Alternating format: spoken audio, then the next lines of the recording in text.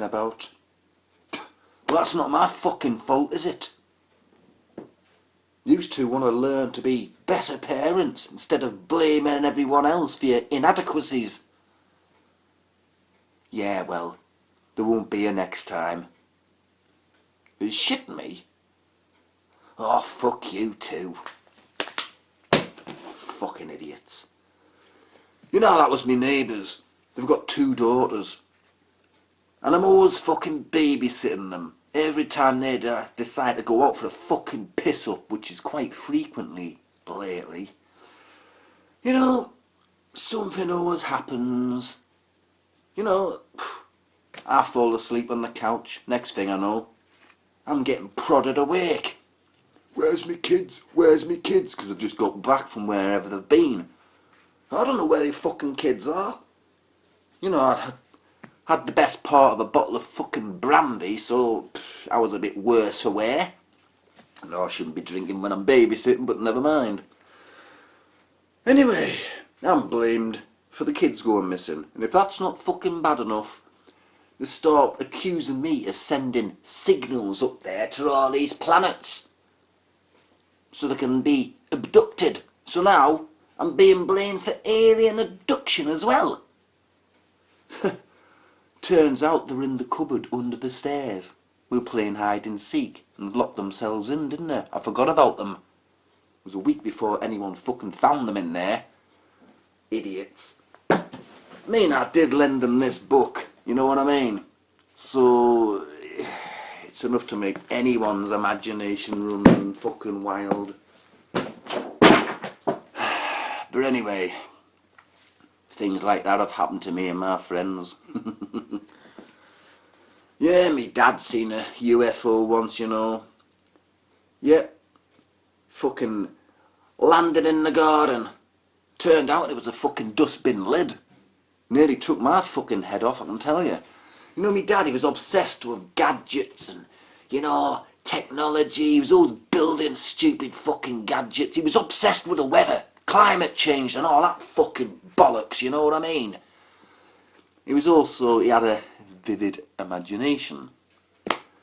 Anyway, you know, me gran, she was old. She was well into her 80s before she died. She was going a bit senile, not a very credible witness, and she was in this nursing home, right? Every week she used to go to the shops in an electric wheelchair. It's only up the road. One time she was coming back from the shops and it all went like sort of foggy and dark and weird. Even the street lights went out. And she looked up and there's a weird atmosphere. She seen this silver disc-like object in the sky and it seemed to be following her. It was making this weird noise. It was like...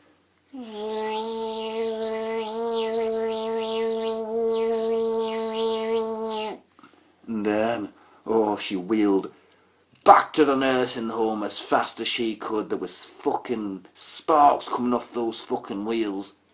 Burning rubber? You don't know the meaning of it. Anyway, she got back and told the supervisor who was on the shift that night, and you know, they're all laughing at her because she's, you know, a bit doolally. Like I said, she can't be reliable when she comes to those kind of stories. Anyway, back to the shops the next week. Finished shopping on the way back to the home. Looked up. Silver disc in the sky. Dark, foggy, street lights out. Making that noise again.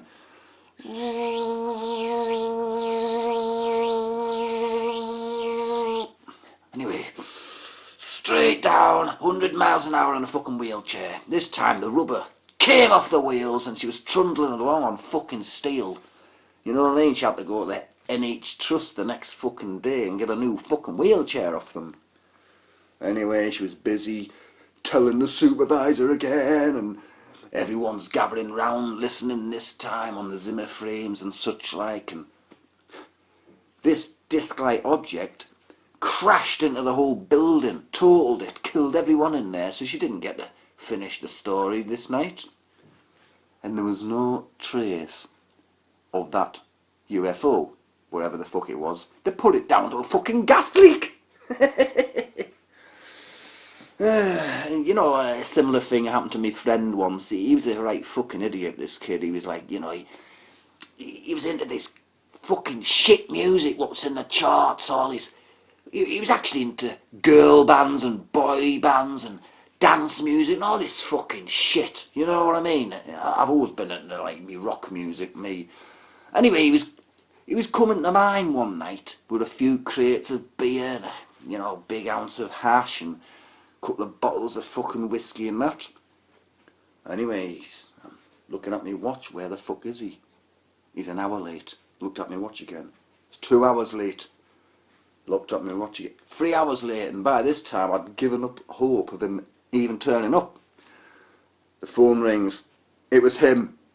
Mate, you're not going to believe this. I won't be coming over now. Why's that? Why's that? I've just seen this big, weird thing above the Tyne Bridge. What kind of thing? I asked him. He says it was like a big silver disc-like object, like, you know, a UFO. So I got out of my car to have a closer look, and this beam of light came down over me and whisked me up into it. Took me off to a strange world and brainwashed me into liking rock music. And anyway, I didn't believe a fucking word of it. I says, what happened to this spaceship? Oh, it just vanished into thin air. As quickly as it appeared, it disappeared. And I says, well, did anyone else see it? No, just me. Anyway, I seen him a few weeks after that, and he'd grown his hair. It was all spiked up. You know, he had fucking studded wristbands on, a leather jacket. And he was fucking, you know, he was into Metallica and Black Sabbath and Megadeth and all this kind of fucking shit. And I said to him, what's happened? Oh, they transformed me. I went, well, they're good for something then. Anyway, and there was another time, right, something like that happened to me once. You know, it was, I'm going back a lot of years. Back to the 70s, about 74, 75 this was. I was at school, right, and the school bully was called Billy the Bully. Appropriate enough, and him and his little gang used to go around the school terrorising everyone, picking anyone they thought that was weak. Picked on me once, so I told him to fuck off. So he says, oh, I'll see you after school, Vidamore. So anyway, he come to like 4:15 that evening when we were finishing school. Sure enough, there he is outside the school gates, Billy and his gang. So I battered him all over the place, right? He was begging me to fucking stop hitting him in the end. Then his friends jumped on me to stop me hitting him, so I battered all them as well. You know, I come away with a few cuts and bruises, but just I was harder than them six put together. And anyway, I thought this day when I'm going home from school, I'll take a shortcut through the woods. So, you know, I'll get home quicker that way, so I'm walking through the woods, right? You know, and you know, it starts to get a bit breezy and goes foggy and darkish and everything. Then I heard this noise. It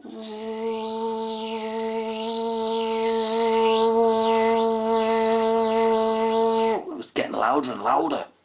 And I looked up. There was this like silver disc-like object hovering above the trees. Seemed to be following me. Because initially I thought I'd disturbed a fucking bee's nest or something. And all the while the noise was getting louder, more high-pitched. And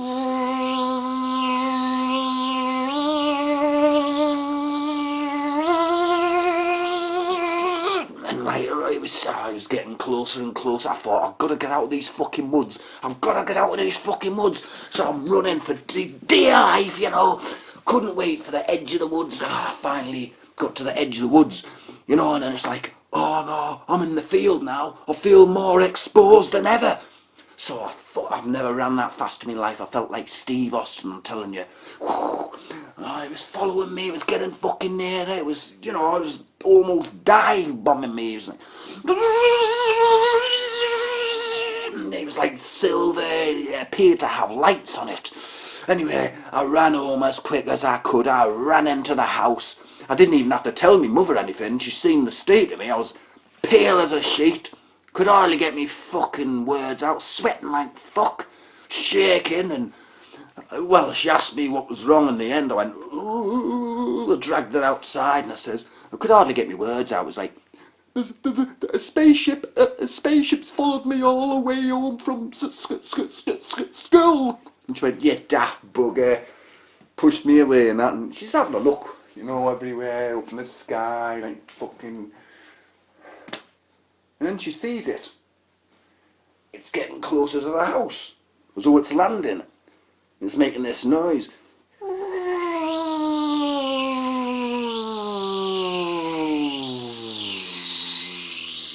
You know, that kind of coming into land type of sound. And I'm thinking, thank God, she saw it as well, so she's not going to think I'm a lunatic and a liar after all. You know what she said? She says, oh, for fuck's sake, that's what happened to your dad's weather balloon. Oi, mate, I'm trying to get some fucking sleep, you bastard!